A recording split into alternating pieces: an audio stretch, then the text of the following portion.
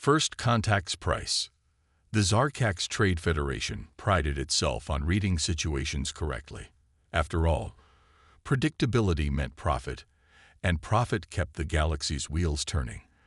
But High Commander Vextrol was beginning to realize that humans had no interest in being predictable. The massive view screen aboard his flagship showed 3 vessels approaching through the Centauri Gap, sleek, angular ships that seemed to absorb rather than reflect the distant starlight. Human warships. Their design defied conventional military doctrine, combining elements that should have been mutually exclusive. Heavy armor alongside agile maneuvering systems, obvious weapon emplacements paired with stealth technology. "They're hailing us," announced First Officer Clara, her crystalline form shifting colors with anxiety. Standard diplomatic frequencies. Vextrol's secondary hearts quickened. This was the first direct contact between the Zarkax and humans since the species had burst onto the galactic scene 5 years ago. Other races spoke of them in whispers, tales of impossible military victories, mixed with accounts of extraordinary generosity. They were walking contradictions, warriors who preferred peace, diplomats who maintained the galaxy's largest battle fleet. "Open the channel," Vextrol ordered, straightening his ceremonial cape. The screen flickered, revealing a human female in a crisp black uniform adorned with gold insignia. "This is Captain Sarah Chen of the Earth Defense Force vessel Thermopylae. You've entered a restricted sector without proper clearance. Please state your purpose." Vextrol felt his scales bristle. The Centauri Gap had been neutral territory for millennia. "This is High Commander Vextrol of the Zarkax Trade Federation. We recognize no restrictions on this traditional trade route. Our purpose is commerce, as it has always been." The human captain's expression remained neutral, but Vextrol noticed her eyes scanning something off-screen. "Commander, we have intelligence suggesting your vessels are carrying military-grade shield generators to the Krell Dominion. That would violate 3 separate treaties." Vextrol's third heart nearly stopped. The shipment was supposed to be untraceable, protected by the finest quantum encryption credits could buy. The humans had somehow broken it in mere minutes. "An unfounded accusation," he replied smoothly. "We carry only civilian goods." "Commander," Chen's voice carried an edge of steel beneath its professional courtesy, "I'm transmitting proof of our findings now. You have 2 options. Allow us to escort you to the nearest neutral station for inspection, or face immediate impoundment of your vessels." The bridge crew turned to Vextrol, awaiting orders. The Zarkax fleet outgunned the human ships 2-1. Traditional doctrine said to fight. Their superior numbers practically guaranteed victory. But Vextrol had studied the fragments of information about human warfare. They never committed forces without hidden advantages. If they were willing to challenge his fleet with inferior numbers, they knew something he didn't. "Scanning unusual energy signatures from the human vessels," reported his science officer. "Like nothing in our database. They're doing something that decided it." "Stand down weapons," Vextrol ordered. "Accept their escort." "Commander," Clara protested. "We can't." "We can, and we will," he cut her off. "Send the acceptance, standard channels." The human captain nodded once, satisfaction briefly crossing her features. "Wise choice, Commander. Please maintain your current position while we establish escort formation. Chen out." As the screen darkened, Vextrol's crew stared at him in disbelief. "The Federation will not be pleased," Clara said quietly. "The Federation would be less pleased if we lost their entire fleet to whatever weapons the humans are hiding," Vextrol replied. "Look at their ships again. Really look." The crew turned to the tactical display. The human vessels had taken up perfect escort positions, moving with impossible precision. No engine flares marked their movement. No radiation leaked from their power cores. They were black holes in space, revealing nothing while absorbing everything. "They're not showing us their real capabilities," Vextrol continued. "Those ships could have destroyed us the moment they arrived. Instead, they gave us a choice. Remember that. Humans always give a choice. but they make sure all options except the one they want are unthinkable. The journey to the inspection station was conducted in tense silence. Vextrol watched the human ships glide through space like predators, elegant and lethal. He had lost face today, lost profit, lost standing with the Federation. But he had gained something far more valuable: understanding. Humans were not just another spacefaring race to be outmaneuvered or overwhelmed. They were something new, something that played by different rules. And as his ships followed their escorts through the darkness between stars, Vextrol began composing the report he would send to the Federation Council. The galaxy was changing. The old ways of doing business, of doing everything, would have to change with it, because humanity had arrived with their impossible ships and their unshakable resolve, and they had not come to join the game. They had come to rewrite the rules. The Silent Stars. Grand Admiral Xur of the Krell Dominion stood before the holographic display, his chitinous armor reflecting the ghostly light of 1,000 stars. Each point of light represented a human warship, and their pattern made no sense. "Show me their movements again," he commanded. "Last 3 standard months." The display shimmered as time reversed. Ships appeared and disappeared, their paths tracing mysterious patterns through Krell space. No fleet concentration, no obvious staging areas, no clear strategic objectives. It defied every principle of naval doctrine the Dominion had developed over 10,000 years. "They're laughing at us," growled Fleet Master Kryvax, his mandibles clicking in agitation, "sending individual ships when they should mass for battle, leaving gaps in their coverage that any raider could exploit. This is not how you conduct warfare." And yet, Xor replied softly, "Piracy in human-patrolled sectors has dropped to 0. Their trade routes are untouchable. Even the swarm dares not challenge their borders." The display zoomed in on a recent encounter. A single human vessel, designated Endeavor, had intercepted a swarm raiding fleet. The footage showed no weapons fire, no tactical maneuvering. The human ship simply appeared, broadcasted something on all frequencies, and the swarm fleet retreated. "What did they transmit?" Xor asked. "Unknown," replied his intelligence chief, Mira. Her cybernetic enhancements hummed as she accessed the data. The message was encoded in ways our best systems can't crack. But we did detect massive energy readings from the human ship just before transmission. A weapon demonstration, perhaps, or something worse. Shore's compound eyes studied the display. The humans had emerged from their tiny corner of space just 5 years ago, and already they had reshaped the balance of power. Not through conquest or intimidation, but through presence. Their ships appeared where they were needed, exactly when they were needed, with capabilities that seemed to evolve between encounters. "New contact," announced the sensor officer. "Human vessel approaching the Krell border. Designation Magellan." The bridge crew tensed. Since the Zarkax incident 3 weeks ago, every interaction with human ships carried the weight of potential conflict. "They're hailing us," Mira reported. Text only. The message appeared on Thor's personal display. "Greetings, Grand Admiral. Request permission to enter Krell space. We have information regarding an imminent threat to your colony in the Nexus sector." Xor's antennae twitched. The Nexus colony was a closely guarded secret, its location known only to the highest levels of Krell command. The humans couldn't possibly. "Second message incoming," Mira announced. "They've attached proof." The data package contained detailed scans of a massive swarm fleet assembling in dark space, less than a day's jump from Nexus.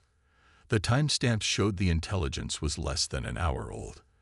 The humans had somehow gathered this information from outside Krell territory, through defenses thought impenetrable. How did they know? Kryvax demanded. How do they always know? "Permission granted," Xor transmitted to the Magellan. "Approach coordinates follow." As the human ship glided toward the Krell border, Xor noticed something that had eluded him before. The seemingly random pattern of human naval deployments wasn't random at all. They were creating a web, not to trap or contain, but to connect. Every ship was positioned to respond to threats before they emerged, to prevent conflicts before they erupted. The humans weren't playing at war. They were redefining peace. Grand Admiral, Mira's voice carried an unusual note of concern. I've completed analysis of human fleet movements. They're not just responding to threats. She hesitated. Speak freely. They're hurting us. All of us. Every major power. They're slowly, subtly pushing us into new patterns of behavior. The Zarkax have already abandoned 3 major smuggling routes. The swarm is consolidating its territory. Even the collective is changing its expansion vectors. Sor watched the Magellan's approach on the main screen. The vessel's design was different from previous encounters. Newer, more advanced. They never showed the same capabilities twice. Not hurting, he corrected. Teaching. The question is, what happens to those who refuse to learn? The answer, he suspected, was written in the silent stars, where human ships moved like shadows through the void, carrying their impossible technologies and their unfathomable purpose. The galaxy was their classroom now, and attendance was not optional. Breaking point. The collective made its decision in perfect unity, as it had for the past 12,000 years. Every node in its vast neural network pulsed with the same conclusion. Humanity had to be tested. Not eliminated. The collective had learned from the mistakes of others, but assessed, understood, and, if necessary, contained.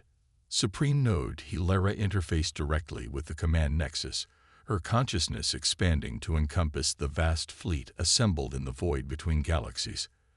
5,000 ships of living metal, each one hosting a fraction of the collective's distributed intelligence, an overwhelming force by any conventional measure. The humans will detect our approach, warned strategic node Virex, his thoughts rippling through the network. Their sensor technology exceeds our understanding. That is irrelevant, Tilera responded. This is not an ambush, but a demonstration. They will see our power and adjust their behavior accordingly. The collective fleet began its advance, crossing the intergalactic void with technologies perfected over millennia.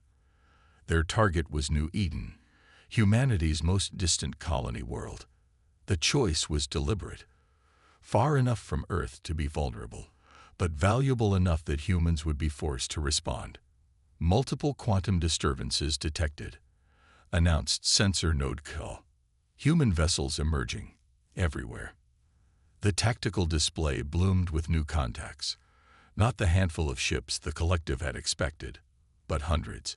They seemed to materialize from empty space, appearing in perfect formation, as if they had been waiting for millennia. Impossible. Virex's thoughts carried traces of an emotion the collective had long ago abandoned. Fear. Their nearest base is 6,000 light-years away. They couldn't have mobilized this many ships so quickly. Unless Tilera's consciousness expanded further, taking in the full tactical picture. They were already here. Transmission cut through the collective's secure channels with embarrassing ease. The face that appeared in their shared consciousness was human, wearing the midnight blue uniform of their naval command. This is Admiral Helena Santos of the Earth Defense Force. You have entered restricted space with a military force. Stand down and prepare for escort to neutral territory, or face immediate consequences. Tilera broadcasted her response through the neural network. We acknowledge your presence, Admiral. But this space does not belong to humanity. We have come to demonstrate the reality of cosmic balance. Your species advances too quickly, changes too much. The collective exists to maintain order. The only order that matters is the one that allows life to flourish, Santos replied. Your kind of balance is stagnation. Stand down. Tilera initiated the collective's battle protocols. 5,000 ships move as one organism, their living metal morphing into combat configurations. You cannot hope to match our unity of purpose. The collective acts with perfect coordination. Unity is overrated, Santos said, and Tilera detected something new in the human's voice. Not fear or anger, but Anticipation. The human ships moved, not in the rigid formations the collective expected, but in seemingly chaotic patterns that somehow flowed together like water around stones. Each vessel appeared to act independently while maintaining impossible synchronization with the whole. Multiple energy signatures, Ketal reported. Types unknown. Configuration unknown. Purpose. The sensor node's consciousness flickered with confusion. They're not weapons. At least, not any kind we understand. The human ships had surrounded the collective fleet, but they hadn't fired a shot. Instead, space itself seemed to twist around them. Reality shimmered like heat waves over desert sand. Final warning, Santos transmitted. The Earth Defense Force doesn't exist to fight wars. We exist to prevent them. Stand down. Tilara initiated the collective's primary attack sequence. 5,000 ships prepared to fire as one, their weapons charged with enough power to shatter planets. This would show humanity the price of defiance. The weapons never fired. Space folded. Time stuttered. Reality hiccuped. When the universe stabilized, the collective fleet was no longer in formation. Each ship had been moved, relocated with surgical precision to positions that made combat impossible.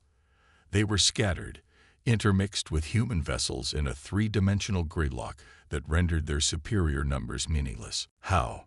Tilara's thought echoed through the neural network. This violates every law of physics we know. That's the problem with laws, Santos replied. They keep changing as we learn more. Your collective stopped learning millennia ago. You chose perfect unity over perfect growth. The human ships began to pulse with energy that defied the collective sensors. Not threatening, but impossible to ignore. A demonstration of their own. Here's what happens next, Santos continued. We're going to escort you home. Then we're going to have a long talk about the future. Because humanity isn't interested in maintaining your version of order. We're interested in something far more important, progress. As the collective fleet was herded back toward their territory, Tilara did something she hadn't done in 3,000 years. She felt doubt. The humans hadn't just defeated them. They had rendered the very concept of traditional space combat obsolete. The galaxy wasn't changing. It had already changed. The collective had simply been too perfect, too unified, too certain to notice. Calculated mercy. The Grand Council chamber on Neural Prime hadn't seen this many species gathered in one place for over a millennium. Representatives from every major power in the galaxy sat in uneasy proximity. The crystalline forms of the Zarkax, the Chidnus Krell, the biomechanical nodes of the collective, even a delegation from the normally reclusive swarm.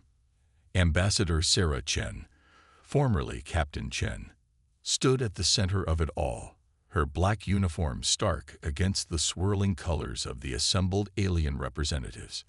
The chamber's acoustic properties carried her voice to every corner without amplification.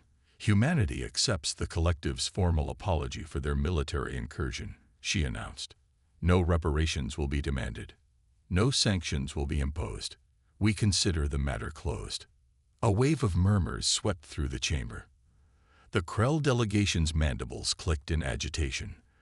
The Zarkax representatives shifted colors rapidly, their crystalline forms refracting light in patterns that indicated disbelief. High Counselor Vextrol of the Zarkax, recently promoted after his wise handling of the human encounter, rose to speak. The collective violated sovereign space with a fleet of unprecedented size. They intended conquest, or at least coercion. By any measure of galactic law, humanity has the right to demand significant concessions. Chen's expression remained neutral, but her eyes carried the same intensity they had shown during the Centauri Gap incident. Rights and obligations are less interesting to us than opportunities. The collective's action was based on fear and misunderstanding. We prefer to address the cause rather than punish the symptom. A node of the collective interfaced with the chamber's communication system, its thoughts translated into universal standard. We do not understand. Our analysis indicated a 97% probability that humanity would exploit this situation for military or political advantage. Then your analysis needs updating, Chen replied. Humanity didn't come to the stars to dominate. We came to learn, to grow, and to help others do the same. She gestured, and the chamber's holographic system activated. The space above the council filled with images. Human ships providing emergency aid to a Krell colony hit by solar flares, Earth scientists collaborating with Zarkak's researchers on new propulsion technologies, joint human swarm expeditions exploring the galactic core. Every species here mastered fusion power, developed faster than light travel, created artificial gravity, Chen continued. But you all did it alone, guarding your discoveries, treating advancement as a zero-sum game. Humanity took a different path. We learned early that our greatest achievements came not from competition, but from collaboration. The images shifted, showing the aftermath of the collective's attempted show of force. Human ships using their mysterious technology not to destroy the collective fleet, but to carefully neutralize it. The precision, the control, the deliberate choice to minimize harm while demonstrating overwhelming capability. We could have destroyed those ships, Chen said softly. Instead, we chose to show the collective, to show all of you, that there are better ways to resolve conflicts, ways that don't require either side to lose. A representative of the swarm rose, its translator struggling to convey the complex harmonics of its speech. Pretty words, Ambassador. But your ships still patrol our borders. Your technology still exceeds our understanding. Your power still grows. How does this not dominance? Chen smiled for the first time since entering the chamber. Because we're offering to share it all. The chamber erupted in chaos. Delegates conferred frantically with their governments. The collective nodes pulsed with rapid-fire calculations. The Krell delegation's armor rattled with their agitation. All of it, Chen continued once the noise subsided. Our advances in propulsion, our breakthroughs in physics, our developments in artificial intelligence, everything that makes our ships impossible to track, our weapons impossible to counter, our defenses impossible to breach. We'll teach you how it all works. In exchange for what? Vextrol asked, his crystalline form vibrating with intensity. In exchange for you doing the same. Complete technological and scientific exchange between all species. No more secrets, no more hidden advantages. We advance together, or we stagnate alone. The chamber fell silent as the implications sank in. Centuries of carefully guarded technological advantages, millennia of strategic doctrine, all rendered obsolete by a species that had mastered space travel less than a century ago. This is why we didn't demand reparations from the collective, Chen explained. Because punishment reinforces division, while opportunity promotes unity. Not the forced unity of the collective, but the natural unity of mutual interest and shared progress. She looked around the chamber, meeting the eyes, optical sensors, and sensory organs of each delegation in turn. The galaxy is vast, but it's getting smaller every day. We can cling to our separate paths, our carefully guarded secrets, our ancient rivalries, or we can try something new, something better. The silence stretched on as the assembled representatives contemplated humanity's offer.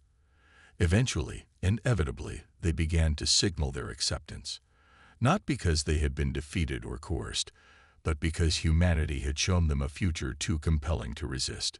It wasn't surrender, it was evolution. The New Order.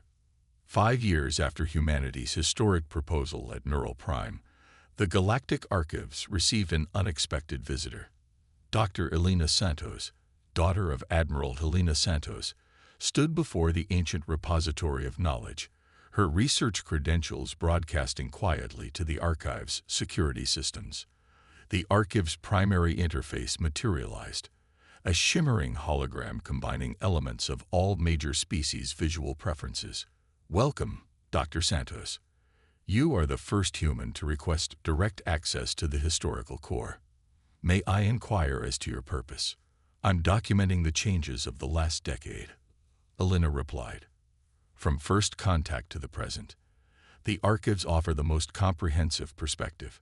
An ambitious project, the interface observed. Where would you like to begin? Show me the transformation of the Centauri trade routes. The air around them filled with holographic data, trade routes that had once been fragmented by territorial disputes and racial tensions now pulsed with continuous traffic. Ships of all species traveled together, sharing technologies that would have been closely guarded secrets just years ago. Fascinating, the interface commented. Commercial activity has increased by 300%. Piracy has been effectively eliminated, and the technological exchange rate between species has reached unprecedented levels. Elena nodded. Show me the collective territories. The display shifted.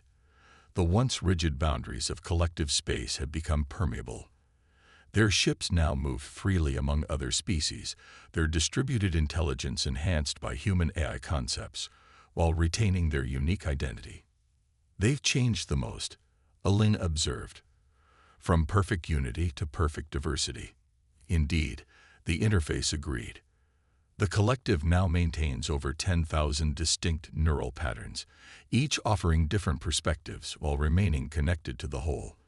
They call it unity through multiplicity, a concept they credit to human influence. Show me the Krell military deployments. Another shift. The Krell's once aggressive fleet positions have been replaced by a cooperative defense network. Their ships now patrol alongside human vessels, each learning from the other's tactics and technologies. The Krell have perhaps surprised us most, the interface said. They have taken humanity's teachings about adaptive strategy and evolved them beyond even human expectations. Elena smiled. That's exactly what we hoped would happen. Humanity never wanted to be the galaxy's teachers. We wanted to be its catalysts. The display expanded, showing the entire galaxy. New trade routes, research stations, and joint colonies bloomed like stars coming alive in the darkness. Species that had once been bitter enemies now collaborated on projects of unprecedented scale. Your people changed everything, the interface observed. Yet you used no force, demanded no submission, claimed no territory. We didn't need to, Elena replied. Humanity learned something important during our own development. True power doesn't come from domination. It comes from connection. She gestured at the display. Look at the Zarkax. They were master traders, but they kept their best technologies secret. Now they lead the galaxy's largest open-source engineering initiative. The Swarm once raided other species for resources. Now they teach advanced biotechnology at mixed species academies. And humanity? The interface asked, what has your species gained from all this?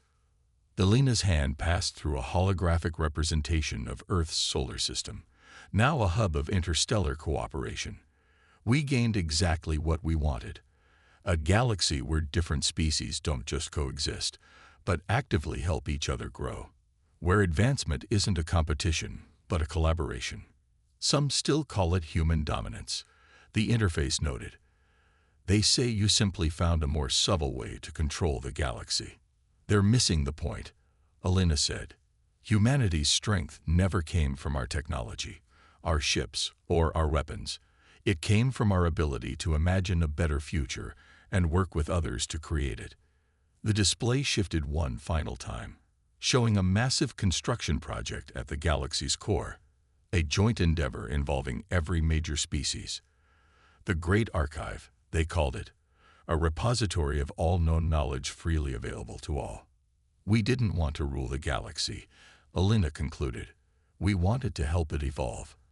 And look what happened when we gave everyone a chance to evolve together. The interface processed this for a moment.